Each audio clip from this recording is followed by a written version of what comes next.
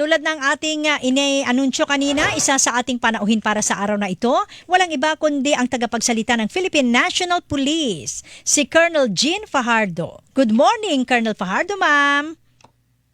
Magandang umaga po, Ma'am Tuesday, at sa lahat po ng taga-subaybay sa inyong programa. Magandang umaga po. Salamat po sa pagtawag kahit napaaga kami, ma'am. Salamat po sa pagtanggap ng tawag.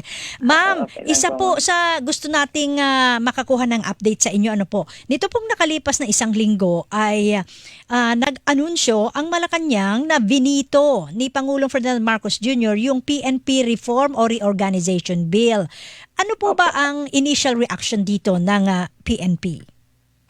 Yes, Ma'am. At yung pag-veto naman po ng ating Pangulo doon po sa reform bill ay within the prerogative naman po ng ating Pangulo. At this is not the first time naman po na ang isang presidente ay nagbibito. At sinusuportahan naman po natin yung decision po ng ating presidente at naiintindihan po natin yung kanyang mga concern, particularly po doon sa mga particular provisions po. At sa part naman po ng PNP ay we will carefully and definitely consider po yung mga observation po ng PNP at we will closely coordinate po sa Congress para makapag-develop po ng mas better legislation po at ma-address po yung mga contentious provisions po na minention po ng ating Pangulo. Opo.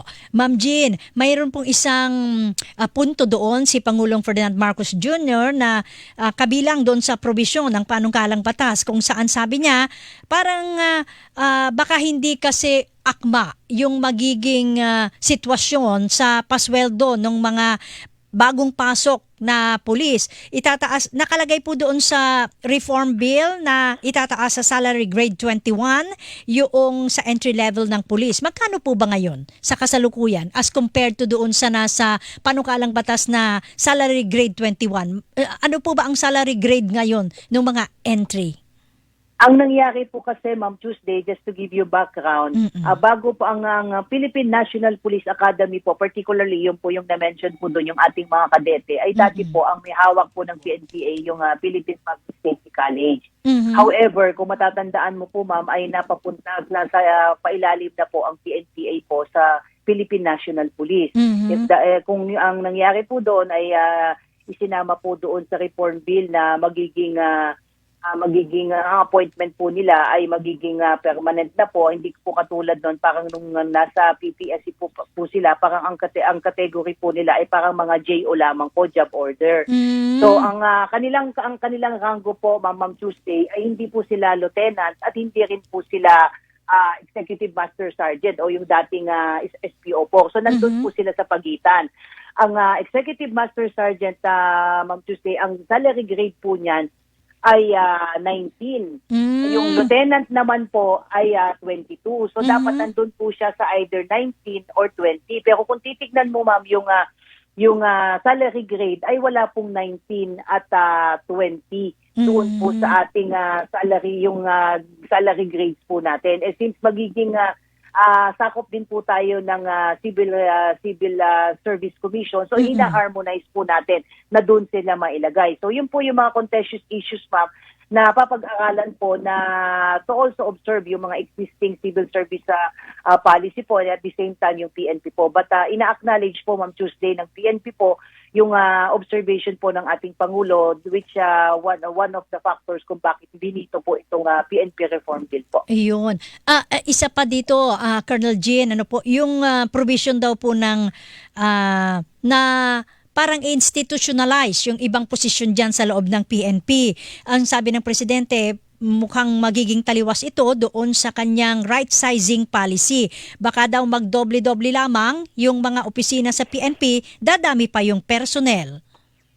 Yes, Ma'am. Yung about naman po, Ma'am, doon sa provision po na yon ay very doon po sa ipinadala sa atin ay particularly po doon sa mga created position po diyan po sa Area Police Command. Ang naging template naman po natin diyan, Ma'am Tuesday, kung mapapansin mo po doon sa ating Armed Forces of the Philippines, meron po sila yung Unified Command. Yung pong SOLCOM, NOLCOM, Westmincom.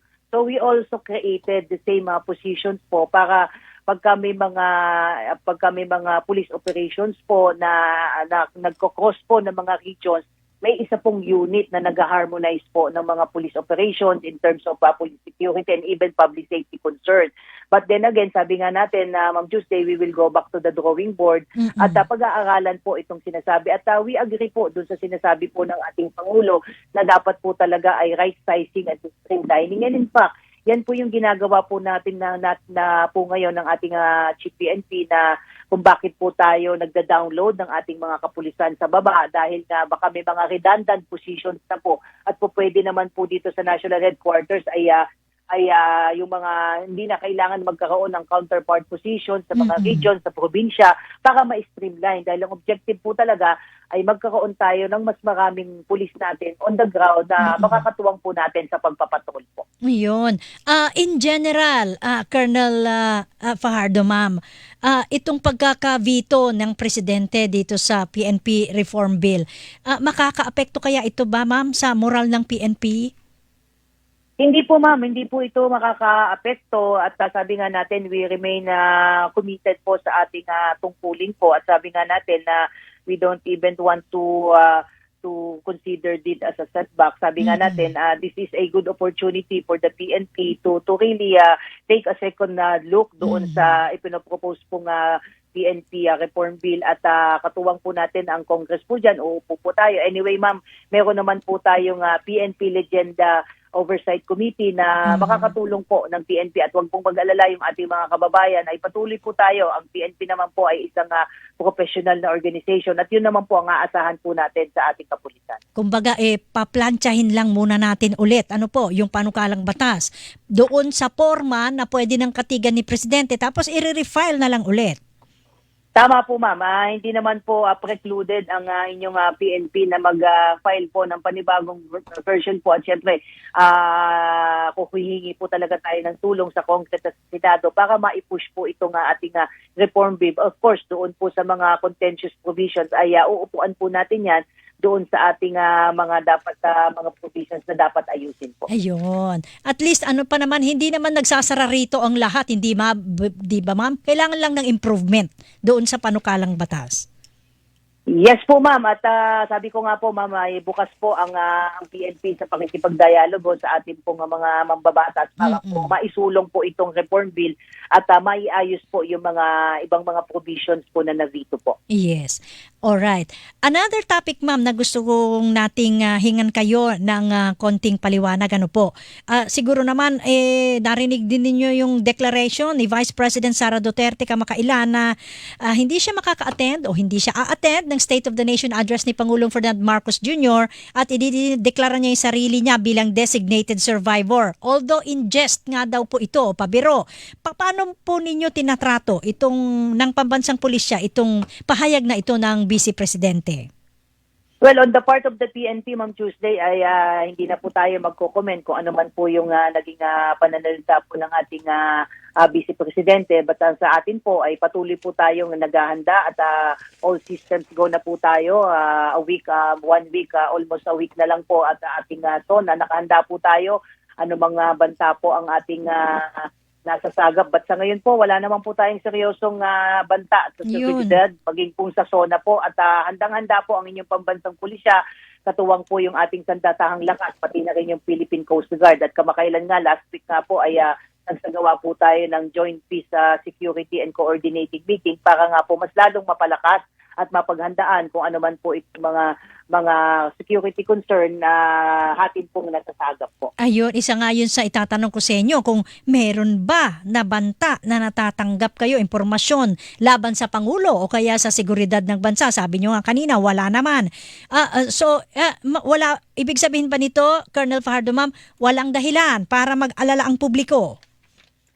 Yes po ma'am, wala pong dapat ipag-alala at ikabahala po yung ating mamamayan. Naka-ready po ang inyong pambansang pulisya, ang inyong Armed Forces of the Philippines at Philippine Coast Guard at iba po pong law enforcement agency para bantayan po at siguraduhin na magiging mapayapa po yung pagsasagawa po ng SONA ng ating Pangulo po. Mayroon po ba kayong mga security adjustments na ipatutupad, ma'am? Or yung regular SONA security measures yung ipatutupad ninyo? Taon-taon naman ma'am ay ini-expect natin yung itong mga SONA. Kaya nga sabi nga natin ay kasama ito sa lagi nating binibigyang prioridad. At meron naman tayong security template na sinusunod. Sabi ko nga po kanina ay almost on the final stage na po tayo. Kung meron man pong minor adjustment po tayong isasagawa ngayon, ay kung doon na lang po siguro pertaining sa paglatag po ng security dyan sa Commonwealth. Kung sakasakali po na magkakaroon po ng maglalabas po ng mga permit po ang local government ng QC kung may magbibigyan po ng mga magrarally. Other than that po ay sabi ko nga wala naman po tayong major security concern na ina-anticipate, but lahat naman po yan ay napag-aaralan, may mga contingency plan po tayo. Kaya naman minor adjustment na lang po yung nakikita po natin if ever magkakaroon po ng mga adjustment po. Ayun. Isang linggo na lang bago ang SONA, Colonel Fajardo. I'm sure nakalatag na yan. Sabi nyo nga, kung mayroon mga adjustment, minor na lang yan. Konti na lang yan na parang chess yan eh. Konting usad. Atras na lang yan. Basta nakaplano na lahat, nakalatag na dyan at wala naman kayong namomonitor na ano pa mang banta sa SONA mismo. Yes, ma'am. At sabi ko nga po, we want to assure everyone po, yung ating mga kababayan na magtatrabaho po ang inyong PNP, ang inyong Armed Forces of the Philippines. Lagi kong binabanggit itong tatlong ahensya po na ito, ma'am, kasi talagang sila po talaga yung katulong natin. Hindi lang ito trabaho ng PNP, hindi natin ito susuluhin. At in fact, Ma'am Tuesday, maliban pa po sa inyong security forces, may katuwang pa po tayo na mga other ahensya na tutulong sa atin. Pati na rin po yung ating mga force multipliers. Kaya tulong-tulong po tayo. Tulong-tulong po tayong bantayan ang ating SONA. At syempre, yung pang-araw-araw po nating mga security concern ay yan naman po ay ating babantayan. At yung pwersa po ng pambansang pulisyan na ipalalabas nyo during the SONA, yung mga nasa loob ba, ma'am, ilalabas ang mga yan para kasama sila dun sa police presence sa labas?